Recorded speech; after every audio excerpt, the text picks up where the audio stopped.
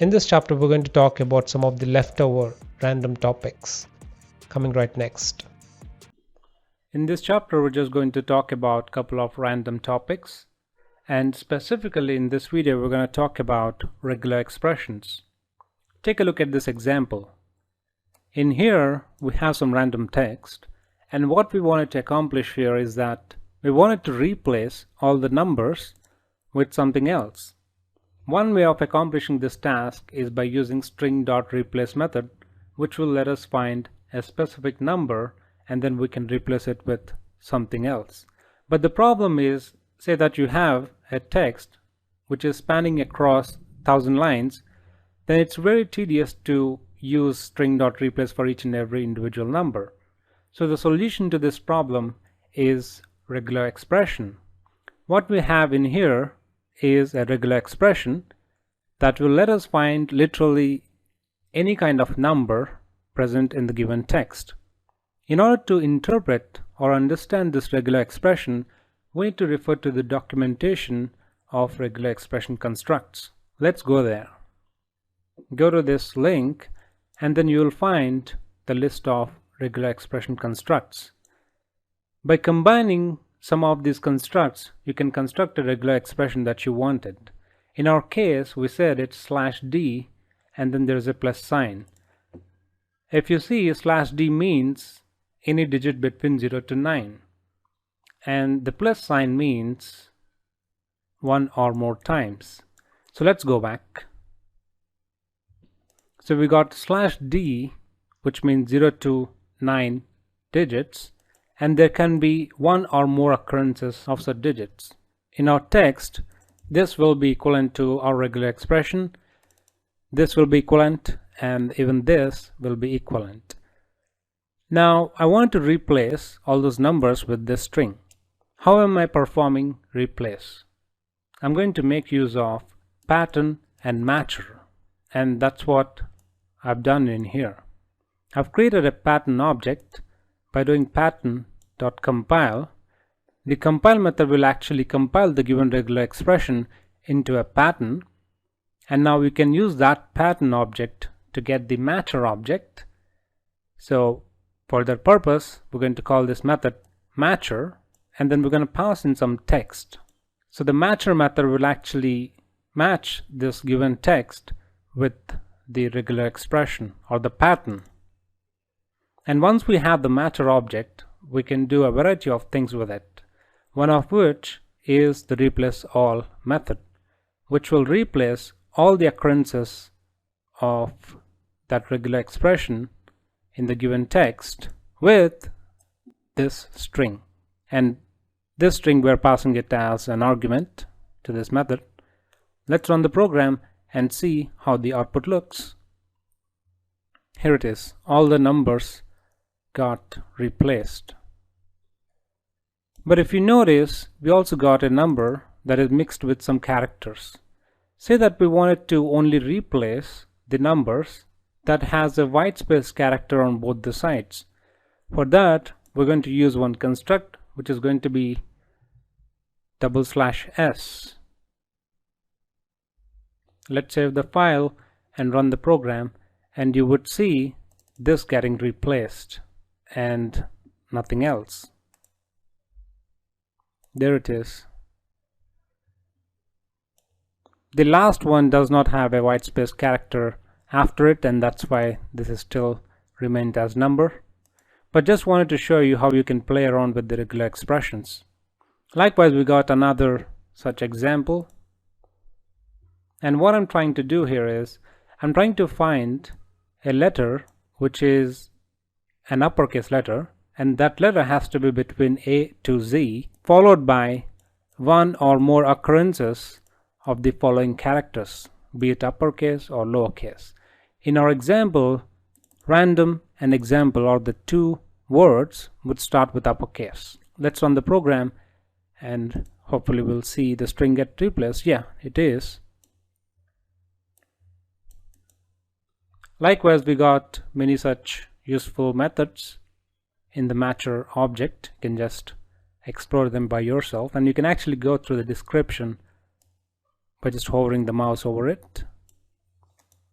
Let's take a look at another example of using a regular expression. And I would say this is one of the most popular ways the regular expression is used, is to validate an email address, to check to see if it is in right format or not. So the magic happens inside this validate email method. Again, we have same pattern and matcher objects, but this time we got a pretty big regular expression.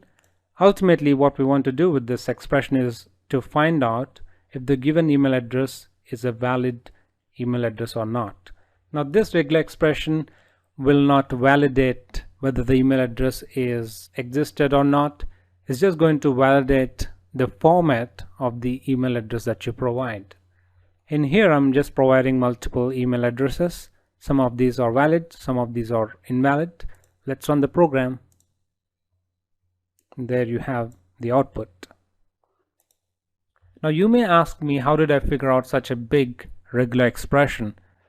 The truth is, I didn't do it by myself. I've searched it over internet and I'm presenting it to you. And that's exactly what every developer does. Why do you want to try to reinvent the wheel when somebody has already done that for you? There are a lot of regular expressions that you can find on internet, Google search to be specific, and I bet you would find regular expression for most of the popular scenarios. That being said, this expression, although it looks very complex, it's actually very easy to understand. Just try to map all these individual regular expression constructs with the documentation, and you can easily understand what we're doing here. Alright, I guess that's it on this video. See you in my next video.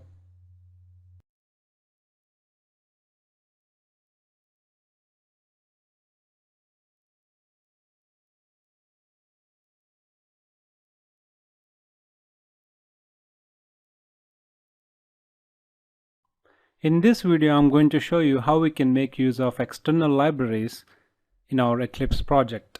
The program that I'm going to demonstrate you is actually going to create an Excel sheet and write some content in it. Now we could use existing Java libraries to do the job, but then why don't we use the external libraries that are specialized to perform our task? Apache Poi is one such library that will allow you to create an Excel sheet and literally do anything that you normally do on an Excel sheet. So let's download these libraries. You're going to click on, you have to go to this website and then click on downloads and download this zip file. It's going to constitute multiple jar files, which in turn will have multiple .class files. And I've already done that. I've already downloaded this into my local computer. Let's see how we can import it in our project. Let's go there. So what I have in here is a program that uses those libraries. And the reason why you're seeing compile time errors is because we haven't yet imported the required libraries. So let's import that. We're just going to right click on this project, properties, and then choose Java build path. Click on this tab libraries. That's going to show you a list of libraries being used in this project. And by default, we got all these JRE system libraries listed. But apart from this, we're going to add some external libraries. And there are multiple ways you can do so. The way which I chose is by clicking this, add external jars, and go to the directory wherever you have downloaded the zip file. Unzip it, and then you get this folder. Click on it and literally choose all the jar files that you find inside this. Say open, and then again click add external libraries. We also got some jar files inside the lib directory. Let's add all of them. Let's go back. Let's make sure we're not missing anything. If you miss something, then you're gonna see a runtime exception. So let's say apply and then click OK. You should see these errors going away. Let's expand.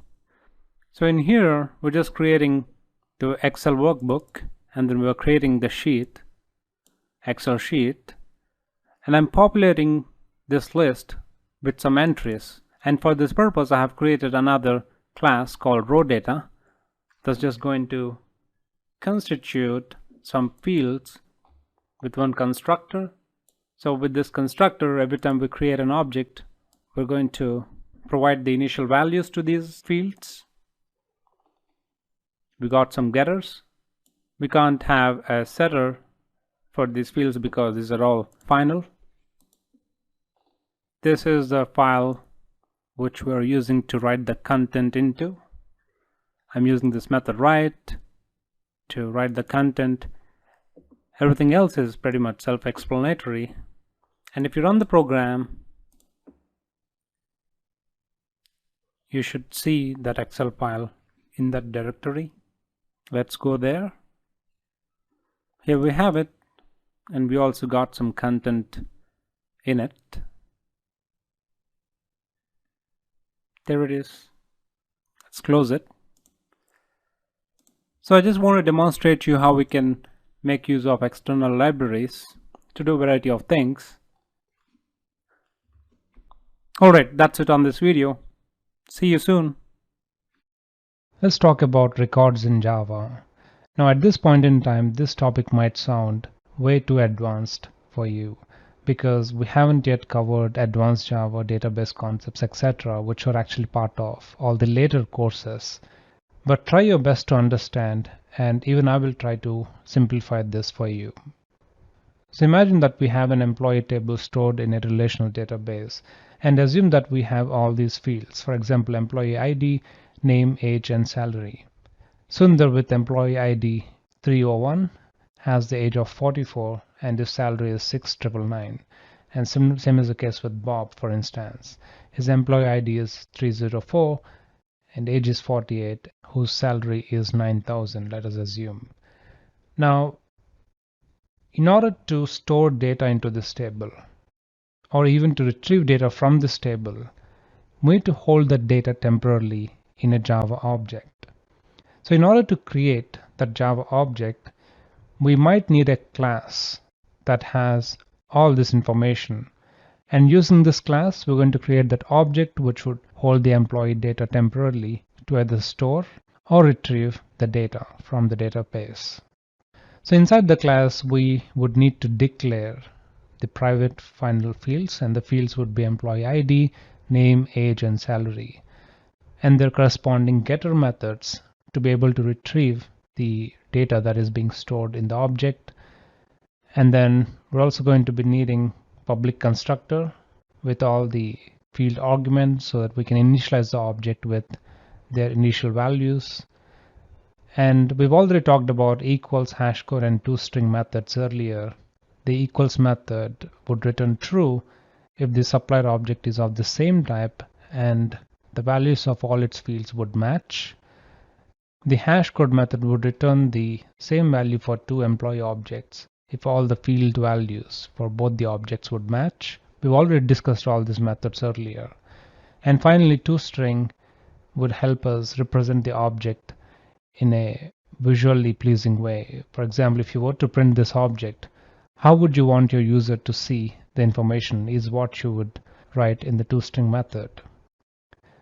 So in order to create this class, this is a lot of work. You have to include all this boilerplate code just so that we can create objects out of it to store the employee information. Typically, IDEs like Eclipse would do this job for you, but it's not the ideal solution. For example, assume that we wanted to now add address field. You not only have to add one private final field, but also add its corresponding getter methods, modify the public constructor, modify the equals method, modify the hashcode method. I got the name wrong there, that's hashcode, and also modify the toString method, which is quite a tedious job. Thankfully, in Java 14 we have so-called records.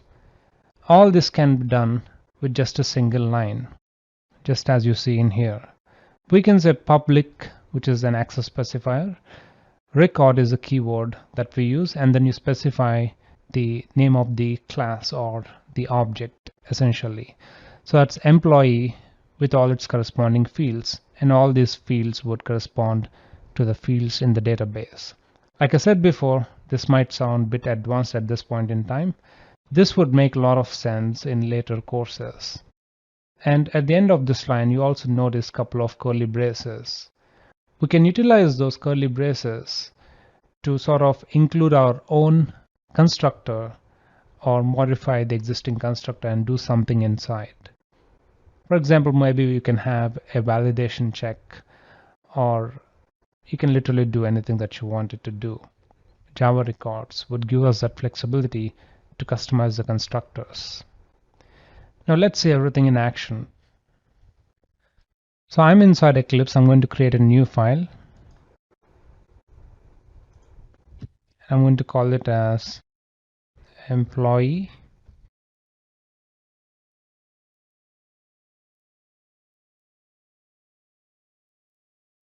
and I would say public record employee. I'm going to specify all the fields. For example, long ID, string name, integer age,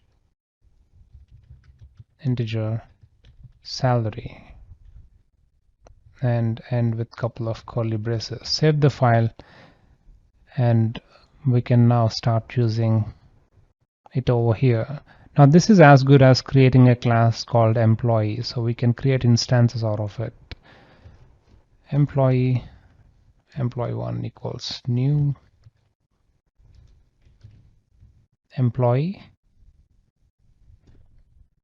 I'm going to populate the constructors, say maybe I'm just giving some random numbers. Obviously at this point in time this doesn't make sense because we don't really have a database or something to be able to store the data or send this data as JSON whatsoever. So I would name him as John whatever. Age is going to be maybe 48. Salary maybe whatever, it doesn't matter. We just want to understand the concept. Okay, we seem to be having an error. It says, so that's long. Okay, that's long. Now let's try to print it.